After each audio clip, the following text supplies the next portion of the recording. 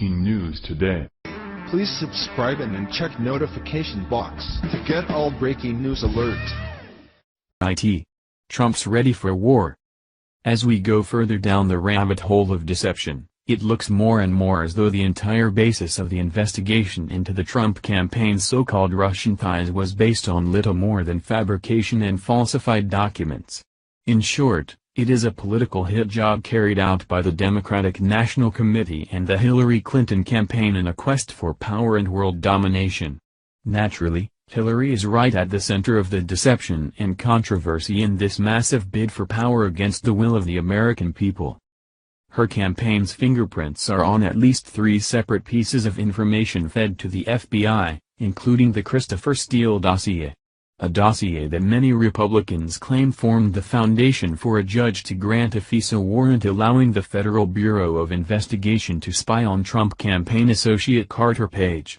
It has now been confirmed on the record as of Thursday by a former State Department official that associates of Hillary and her campaign were funneling information to Steele while he was compiling a dossier. The same dossier commissioned, bought, and paid for by Hillary's campaign and the DNC, all in a subversive disinformation effort. The revelations just continue to pile on, each one more damning than the last, as this follows the recent revelations that a top Department of Justice official fed the FBI information compiled by his wife. His wife, who just happened to be working for Fusion GPS, the very same firm who was being paid to compile dirt on the Trump campaign while being paid by both the Clintons, their lackeys, and the DNC. The dossier was quoted extensively in the FBI's application for a FISA warrant in their concerted effort to spy on the Trump campaign, according to the recent memo released by the Republicans on the House Intelligence Committee. A January letter to the FBI further revealed 2 Senate Republicans also confirmed that Steele's now infamous dossier formed a significant portion of the warrant application. The letter from Senators Chuck Grassley, who chairs the Judiciary Committee, and Lindsey Graham was made public earlier this week. Grassley stated in the letter, "It is troubling enough that the Clinton campaign funded Mr. Steele's work, but that these Clinton associates were contemporaneously feeding Mr. Steele allegations raises additional concerns about his credibility."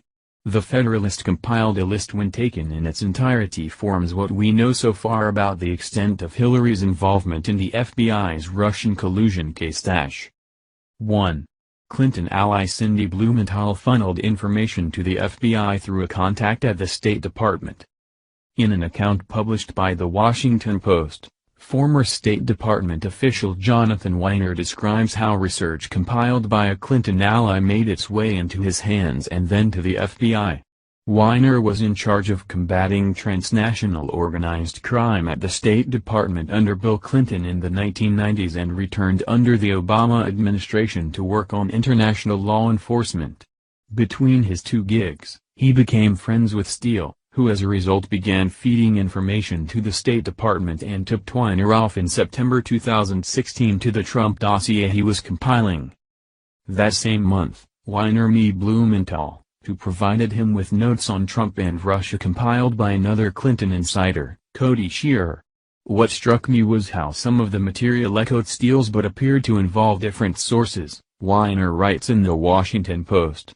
He decided to show the notes to Steele, who told him the information could be used to corroborate his dossier.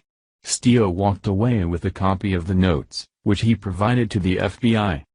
Shearer and Blumenthal, known respectively as Mr. Fixer and Vicious Sid in Clinton world, are staunch allies of the Clintons. Weiner notes he didn't know whether the information Blumenthal fed him was accurate, but says he fed it to Steele anyway because he was alarmed at Russia's role in the 2016 election. Grassley and Graham expressed concern in their criminal referral that Steele was vulnerable to manipulation while compiling his dossier on Trump, as he has admitted to meeting with at least 4 different news outlets during that time, in violation of an agreement he had with the FBI, and indicated he received unsolicited and unverified tips on Trump and included them in his dossier. Simply put, the more people who contemporaneously knew that Mr. Steele was compiling his dossier, the more likely it was vulnerable to manipulation, they wrote in their letter. Of course, the Clinton network knew to some extent about the dossier, since Hillary's campaign and the DNC had commissioned and funded the effort through Fusion GPS. Whether Blumenthal was planting bogus information to manipulate Steele or passing along what he regarded as a legitimate tip is unclear, but it's certainly not a good look. Regardless, this second unverified and unsolicited dossier made its way to the FBI thanks to the Clinton camp. 2. Steele was at that same time compiling a dossier paid for by the Clinton campaign and the DNC. As noted, Steele was already well into work on a dossier paid for by the Clinton campaign and DNC regarding Trump's Russia ties when Weiner approached him. Perkins Coie, a law firm representing the Clinton campaign and the DNC, had hired Fusion GPS to dig up opposition research on Trump prior to the election. Fusion in turn employed Steele, a former British spy, to compile the dossier. His work was entirely funded by Democrats. The FBI was never able to verify the salacious claims in Steele's dossier, so relied heavily on his reputation to infuse the document with credibility before the Foreign Intelligence Surveillance Act court, according to the Republican memo and criminal referral.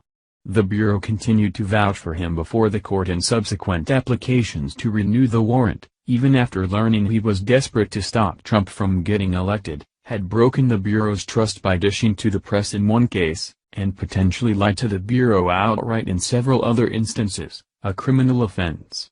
The court learned none of this, and continued to grant the FBI permission to spy on a U.S. citizen based in part on Steele's research. 3. A top DOJ official fed the FBI research on Trump from his wife also paid for by the Clinton campaign and the DNC.